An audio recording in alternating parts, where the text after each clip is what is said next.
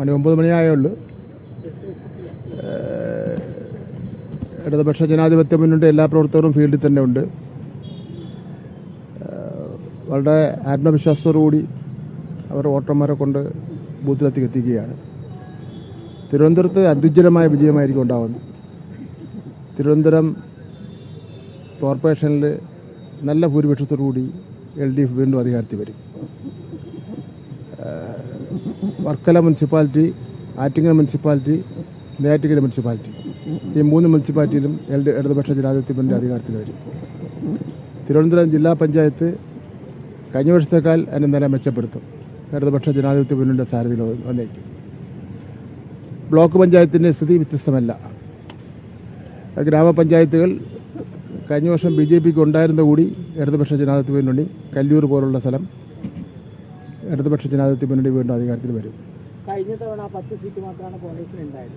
LDFന് നല്ല മുന്നേറ്റം ഉണ്ടായിരുന്നു. ഇത്തവണ അവർ കൂടുതൽ സീറ്റ് പിടിക്കുമ്പോൾ അത് LDFൻ്റെതാവും എന്നാണ് അവരുടെ അവകാശം.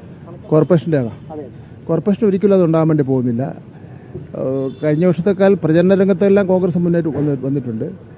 കഴിഞ്ഞ വർഷത്ത് BJP ആയിട്ടുള്ള വോട്ട് കച്ചവടം ഉണ്ടായിരുന്നു. അതിൻ്റെ ഫലമായിട്ടാണ് BJPക്ക് 35 സീറ്റ് കിട്ടുന്ന സാഹചര്യം ഉണ്ടായത്. അല്ലെങ്കിൽ BJPക്ക് 35 സീറ്റ് കിട്ടുന്ന ഒരു സാഹചര്യം ഉണ്ടാകാൻ യാതൊരു സാധ്യതയില്ല.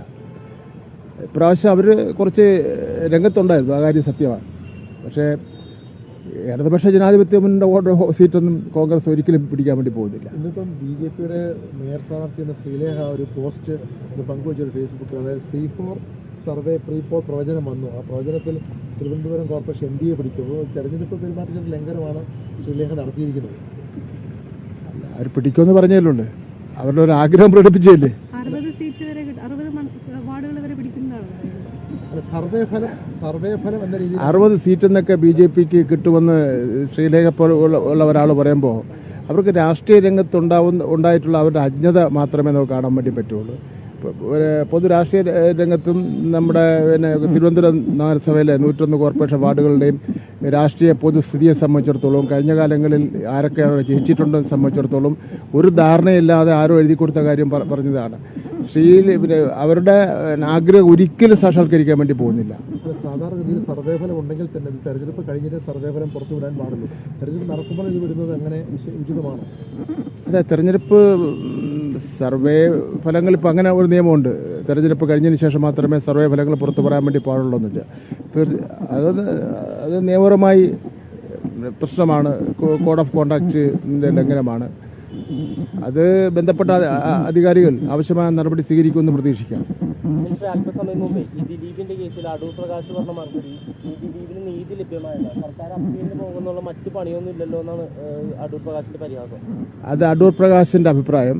ഇടതുപക്ഷ ജനാധിപത്യ മുന്നണി ഗവൺമെന്റ് ഈ സംഭവത്തിന്റെ തുടക്കം മുതൽ പിന്നെ കുട്ടിയോടൊപ്പം ആയിരുന്നു എന്ന് മാത്രമല്ല, ഈ ബഹുമാനപ്പെട്ട മുഖ്യമന്ത്രി തന്നെ ഇടപെട്ട ശേഷം ഒരു നീതി ഉറപ്പാക്കുന്നതിന് വേണ്ടിയുള്ള എല്ലാ നടപടികളും സ്വീകരിച്ചിട്ടുണ്ട്. കോടതിയിൽ എന്ത് വിധി വരണമെന്ന് നമ്മളല്ല തീരുമാനിക്കേണ്ടത്. ഒരു വിധി വന്നിട്ടുണ്ട്. ആ വിധിയെ സംബന്ധിച്ചിടത്തോളം ഗവൺമെൻറ് ഒരു കാര്യം വ്യക്തമാക്കിയിട്ടുണ്ട്. ഗവൺമെൻറ് അപ്പീൽ പോകുന്നതിന് വേണ്ടി തീരുമാനിച്ചിട്ടുണ്ട്. പിന്നെ അടൂർ പ്രകാശിൻ്റെ എല്ലാം അവരുടെ പാർട്ടിയുടെ അഭിപ്രായമായിരിക്കും. അത് ജനങ്ങൾ തീരുമാനിക്കട്ടെ. അടൂർ പ്രകാശിൻ്റെ അഭിപ്രായമാണോ ശരി എന്നുള്ളവരെ ജനങ്ങൾ തീരുമാനിക്കട്ടെ.